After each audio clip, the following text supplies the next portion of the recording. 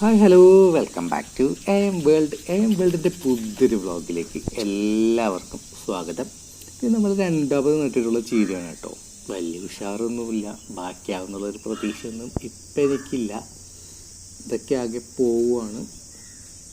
നമുക്ക് നോക്കാം, കിട്ടി എന്ന് മാത്രം. ഇത് നമ്മുടെ അവര നട്ടാണ്, അവരപ്പയർ. കുറച്ച് വീതി കൂട്ടിയ ടൈപ്പൊരു പയറാണ്. ഇത് നമ്മൾ ആദ്യം നട്ട ചീരയാണ്. അത് നല്ല ഉഷാറായിട്ട് വരുന്നുണ്ട്. അതൊക്കെ നല്ല ഉഷാറായിട്ടുണ്ടോ. ചിലത് പോവുകയാണ്, ചിലത് ഉഷാറൊന്നുമില്ല, ചിലത് നല്ല ഉഷാറായിട്ടുണ്ട്. 3 കവറിൽ നട്ടതും ഒരേ സൈസിലാണുള്ളത്.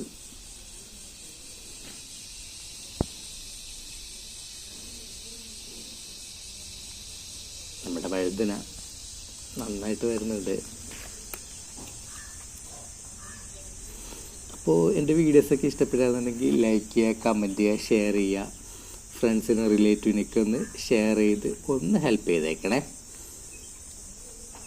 എൻ്റെ ചാനൽ സബ് ചെയ്യാൻ ആരും മറന്നു പോവല്ലേ.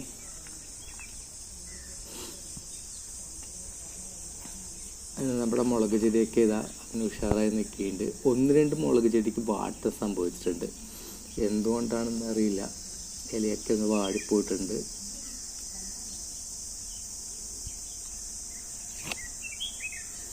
എന്തോ മുളക് ചെടിക്ക് 2-3 മുളക് ചെടിക്ക് ഉണ്ട് ഈ ഒരു വാട്ടം. എന്തുകൊണ്ടാണെന്ന് അറിയില്ല.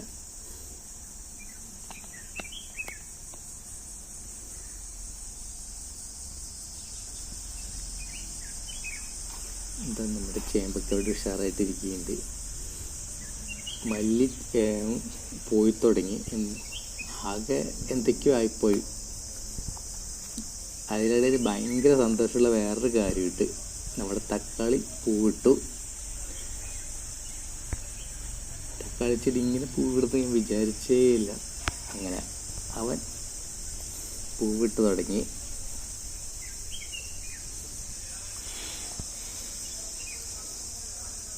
എല്ലാത്തിനും മുട്ട് വരാൻ തുടങ്ങിയിട്ടുണ്ട്. അതിലൊരെണ്ണം മാത്രമേ പൂ നല്ല വിടർന്നു വന്നുള്ളൂ. അതാണ് കേട്ടോ അത് കാണിച്ച്. ഇത് നമ്മുടെ മല്ലിച്ചെടിയാണ്. ഇവൻ നല്ല ഉഷാറായിട്ട് വരുന്നുണ്ട്. നമ്മുടെ പുതിന,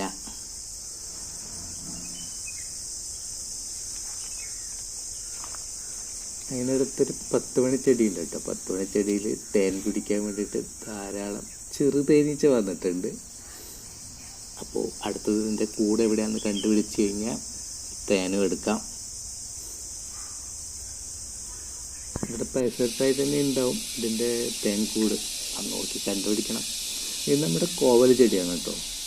ഇതൊക്കെ നല്ല വളർന്ന് ഇതതിൻ്റെ എന്താ പറയുക, ഒറ്റ ചെറിയൊരു പീസ് തണ്ട് നട്ടാണ്. അതാണ് ഇപ്പം ഇന്ന് ഈ പരുവത്തിലായിരിക്കുന്നത്.